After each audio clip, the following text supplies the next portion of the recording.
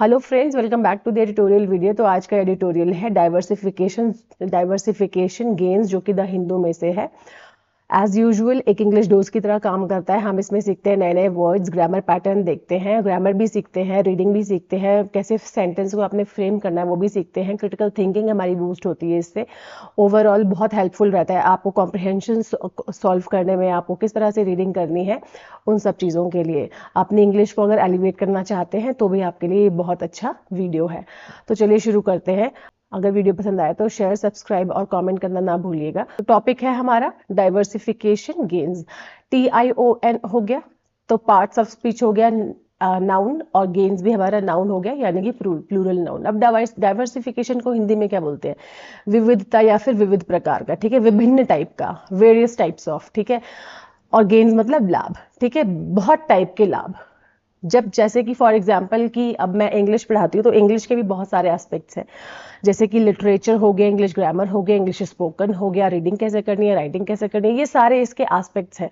अगर सिर्फ मैं एक एस्पेक्ट को लेके चलूँ तो मेरे को इतना गेन नहीं होगा, ठीक है। मेरे पास फिर एक ही टाइप के स्टूडेंट आएंगे। पर अगर मैं इसको डाइवर्स कर दूँ, जैसे कि मैं ग्रामर भी पढ़ा रही हूँ, स्पोकन इंग्लिश भी करा रही हूँ, और लिटरेचर भी पढ़ा रही हूँ, और रीडिंग राइटिंग सब कुछ करा रही हूँ, ठीक है, तो उसमें क्या हो गया, इसमें क्या हो जाएगा, मेरा जो गेन होगा, वो मेरा जो लाभ होगा वो बहुत सारों में पड़ जाएगा, ठीक है। मुझको हर तरफ से लाभ होगा। जैसे कि अब हम ये पढ़ते हैं एडिटोरियल, तो इसमें सिर्फ आपको एक ही गेन नहीं होता कि आपकी वोकैबुलरी बूस्ट होती है, पर डिफरेंट टाइप ऑफ गेन्स होते हैं। जैसे कि आपकी वोकैबुलरी के साथ grammar, sentence of structure, reading, writing, critical thinking सारी एक साथ बूस्ट होती है, तो वो हमारा गेन हो गया, यानी कि डाइवर्सिफिकेशन गेन हो गया। तो इसका मतलब है कि विविध प्रकार का आपका जो लाभ है उसको हम डाइवर्सिफिकेशन बोलते हैं, गेन बोलते हैं। India needs to improve export competitiveness in terms of cost quality. अब इंडिया को जरूरत है, नीड्स आ गया, नीड वर्ब की फॉर्म होती है, नीड वर्ब है, इसमें एस आ गया तो सिंपल प्रेजेंट टेंस हो गया। तो इंडिया नीड्स टू इम्प्रूव, अब दो वर्ब एक साथ है, तो जो मेन वर्ब है वो हम पहले लगाते हैं और जो दूसरी वर्ब है हम टू के बाद लगाते हैं, यानी कि इम्प्रूव वाली। तो इंडिया को जरूरत है किस चीज की? इम्प्रूव करने की, अपनी एक्सपोर्ट कॉम्पिटिटिवनेस को। NESS आ गया, नाउन हो गया, ठीक है। एक्सपोर्ट के कॉम्पिटिटिवनेस को इन टर्म्स ऑफ कॉस्ट और क्वालिटी के टर्म्स में, export competitiveness in terms of cost and quality, in terms में इंडिया को अपने एक्सपोर्ट कॉम्पिटिटिवनेस को इंप्रूव करने की जरूरत है, ठीक है। आगे बढ़ते हैं। India's export performance in April 2026 has been commendable, underscoring the attempts by the government and industry to diversify in times of crisis। अब इंडिया, इंडियाज एपोस्ट्रोफी एस आ गया, तो इंडिया का एक्सपोर्ट, ये क्या हो जाएगा, सब्जेक्ट है ये पूरा, ठीक है। इंडियाज एक्सपोर्ट परफॉर्मेंस इन अप्रैल, ये पूरा का पूरा हमारा सब्जेक्ट हो गया, ठीक है। अप्रैल में इन आ गया, तो अप्रैल में हैज बीन यानी कि रहा है, हैज बीन, हैव बीन यानी कि रहा है। कमांडेबल, कमांडेबल का क्या मतलब हो गया, ये हमारा क्या हो गया, एडजेक्टिव हो गया, क्या आ गया, ABLE हो गया। तो कमांडेबल का मतलब होता है प्रशंसनीय, ठीक है, एडमायरेबल। इसके हम कुछ सिनोनियम देखेंगे। एडमायरेबल हो गया, और लॉजेबल हो गया, LAUDABLE, लॉजेबल हो गया, मेरिटोरियस हो गया,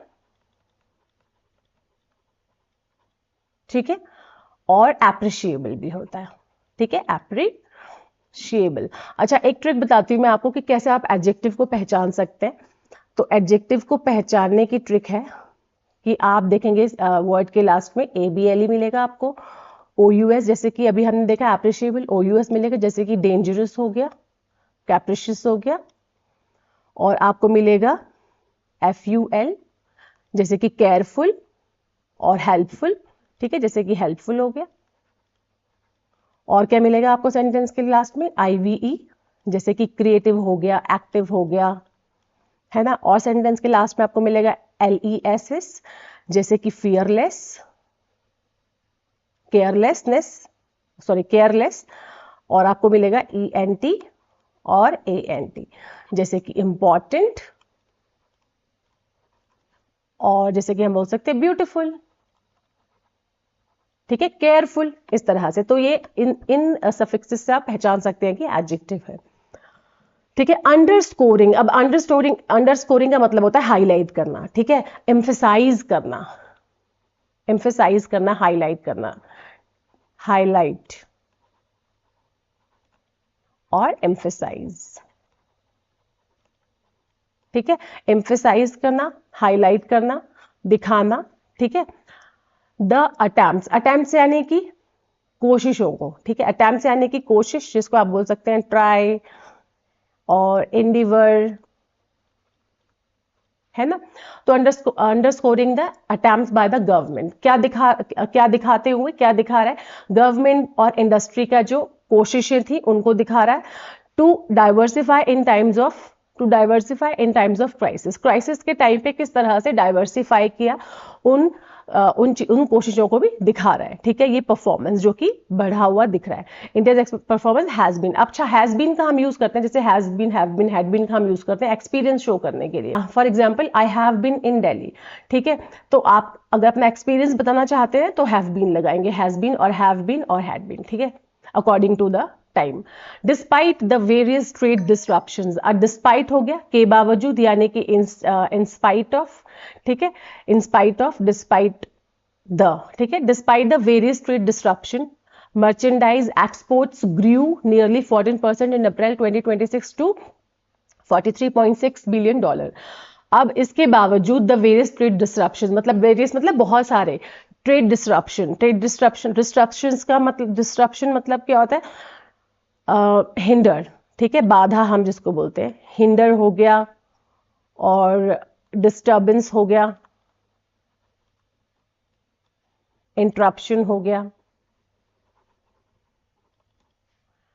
ठीक है।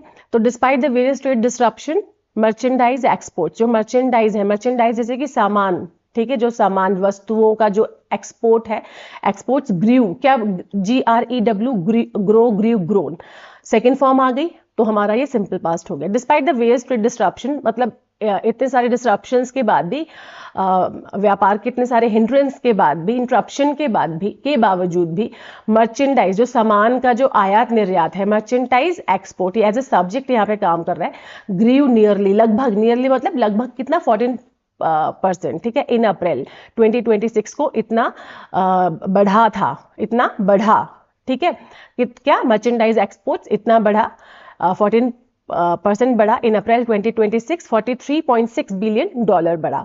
सम ऑफ दिस, इसमें से, as even the commerce secretary has acknowledged, acknowledged मतलब क्या होता है, रिकॉग्नाइज करना, ठीक है, एडमिट करना। उन्होंने क्या एडमिट किया, मतलब समझना, यानी कि बताना, एक्सेप्ट करना।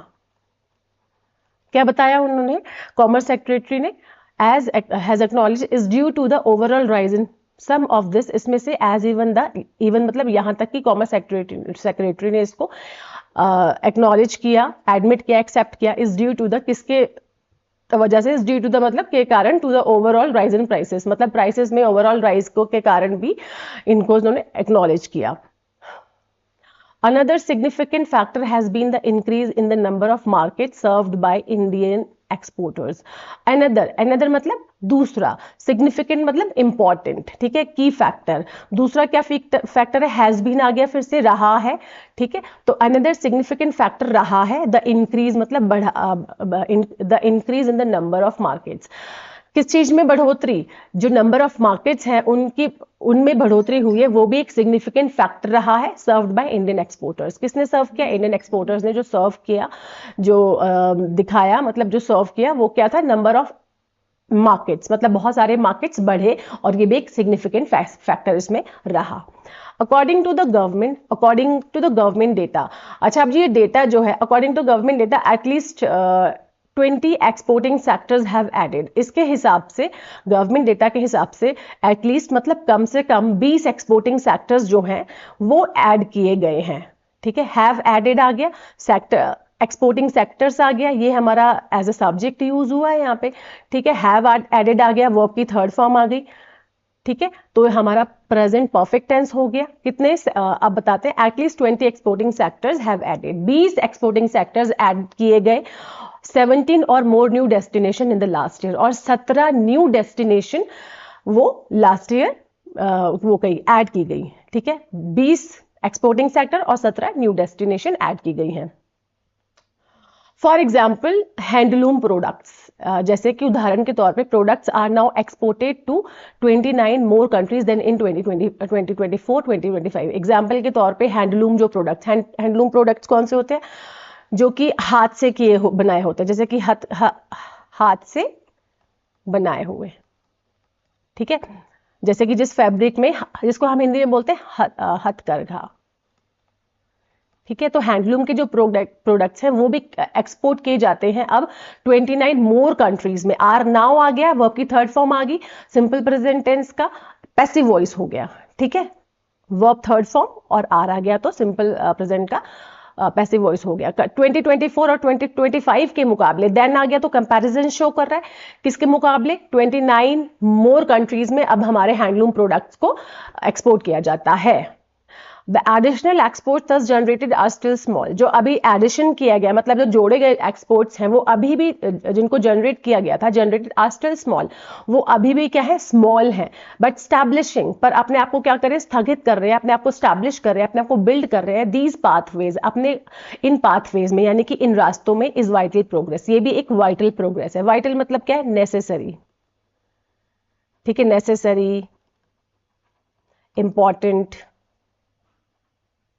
essential, ये भी क्या है? इंपॉर्टेंट है और नेसेसरी है।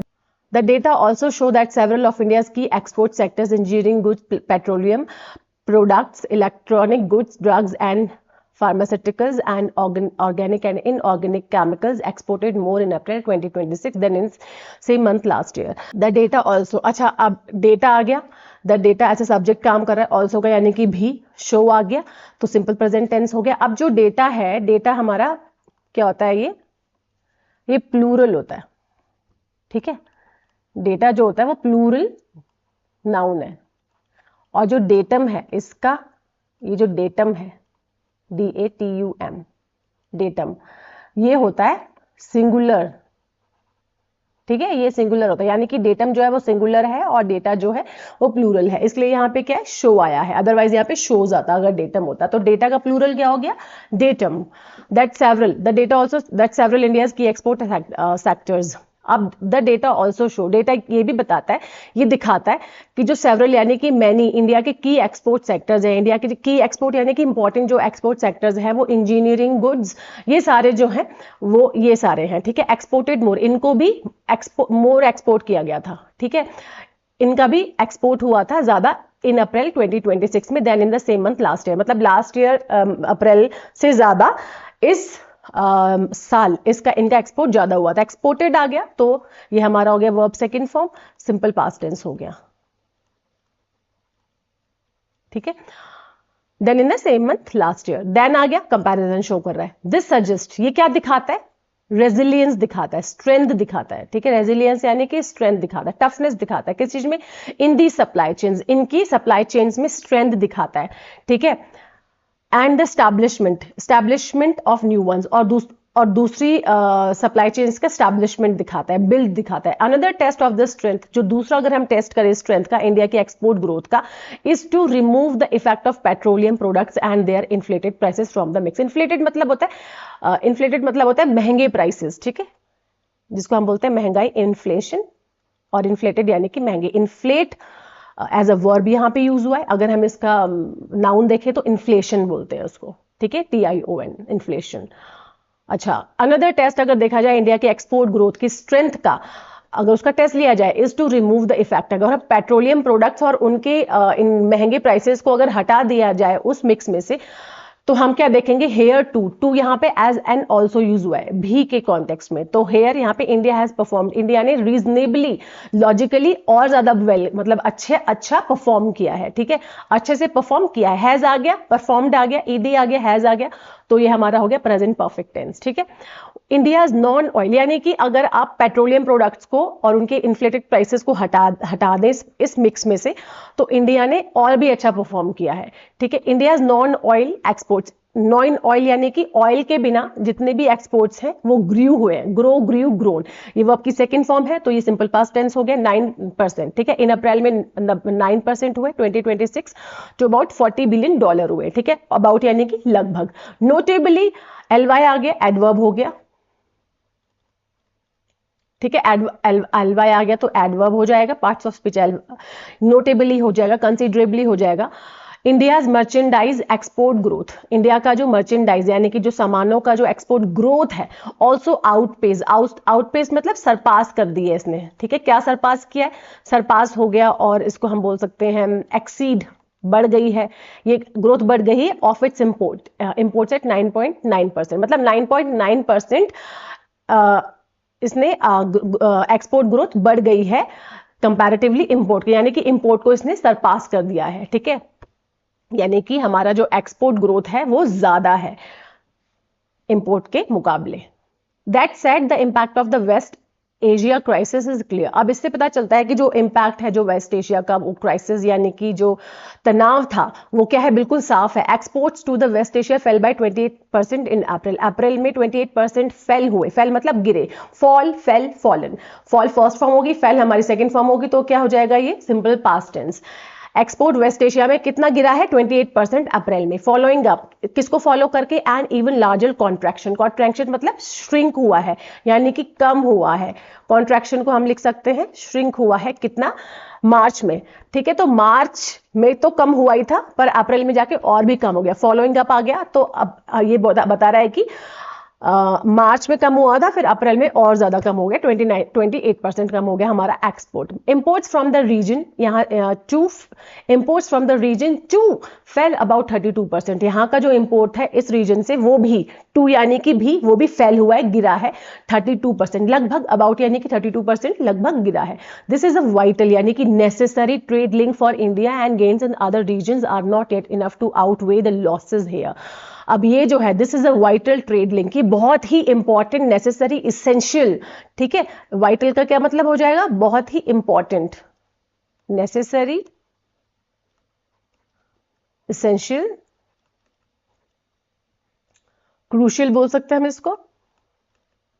ठीक है, और इंडिस्पेंसिबल, इसके ये सारे सिनोनिम्स हो गए। ठीक है, इंडिस्पेंसिबल, ठीक है, necessary, essential, crucial, indispensable trade link है इंडिया के लिए, and gains in other regions are not yet enough to outweigh the losses here, मतलब इनसे जो गेन होता है अगर देखा जाए तो आर नॉट येट इनफ, वो इतने इनफ नहीं है जो इसको आउटवे कर दे लॉसेज को। ठीक है, गेन्स इतने ज्यादा नहीं है इन रीजन से जितने की लॉसेज हैं।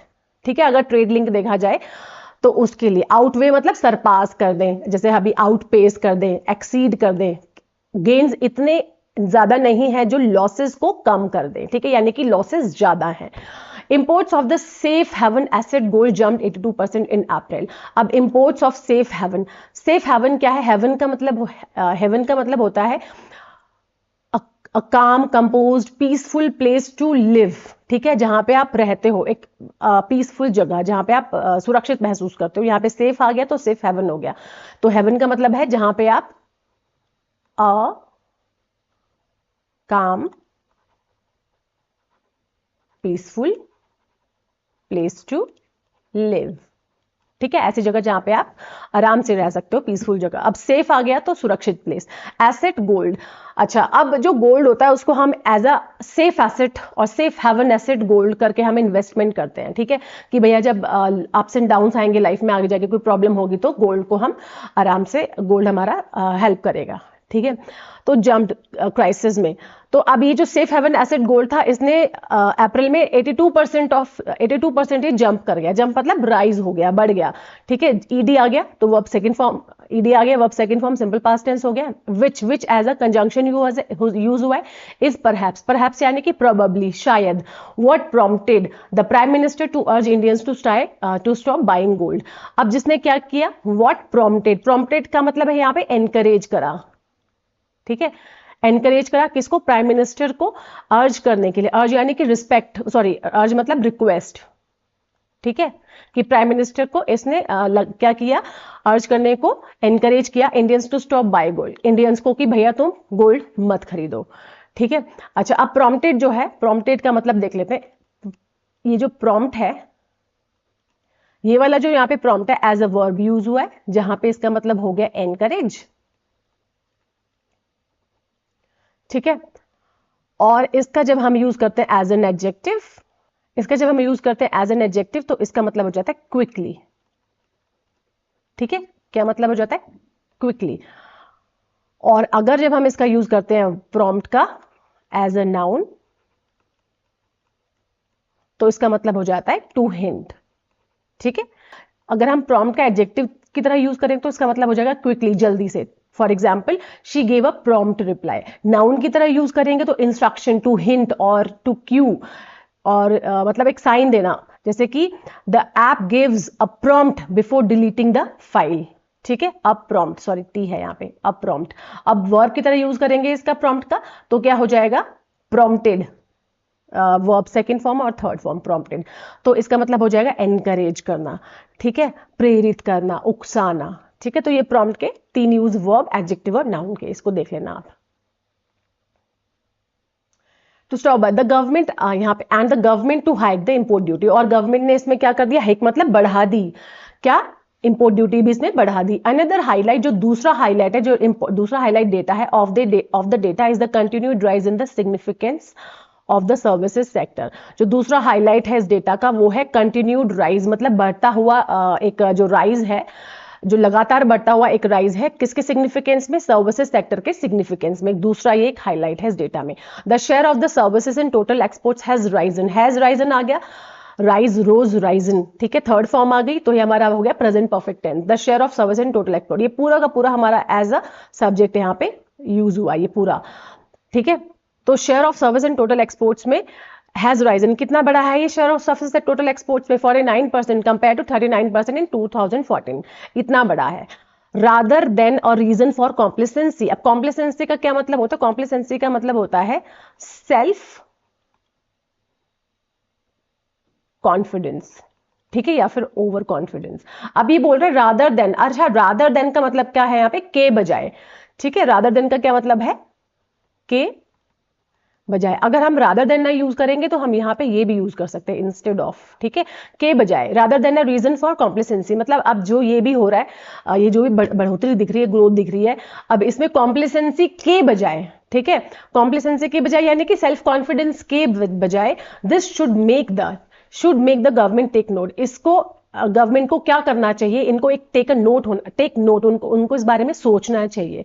ठीक है, टेक नोट यानी कि इसको पे अटेंशन, टेक नोट यानी कि पे अटेंशन, अपना फोकस देना पड़ेगा इसको, rather than to take as a self confidence, की मतलब आप ज्यादा ही कॉन्फिडेंस में आ जाओ और इसके बारे में सोचो ना, पर नहीं, हमको इसके बारे में, गवर्नमेंट को इसके बारे में और सोचना चाहिए, इसके बारे में इसको अटेंशन देनी चाहिए। Any loss of competitive edge in IT services specially due to the rise of artificial intelligence will be an increasingly costly loss to India. Any loss, कोई सा भी लॉस, कॉम्पिटिटिव एज। अब ये कॉम्पिटिटिव एज का क्या मतलब होता है, एज का एक तो मतलब होता है किनारा, ठीक है, और एक एज का मतलब होता है एडवांटेज। ठीक है, तो any loss of a competitive as, कोई सा भी अगर लॉस हम IT सर्विसेज में देखें, कॉम्पिटिटिव एडवांटेज अगर उसमें लॉस हो गया, क्योंकि क्या होता है, क्या है कि हम इंडिया दूसरे देशों को IT सर्विसेज प्रोवाइड कराते हैं, तो ये हमारा एक एडवांटेज की तरह काम करता है।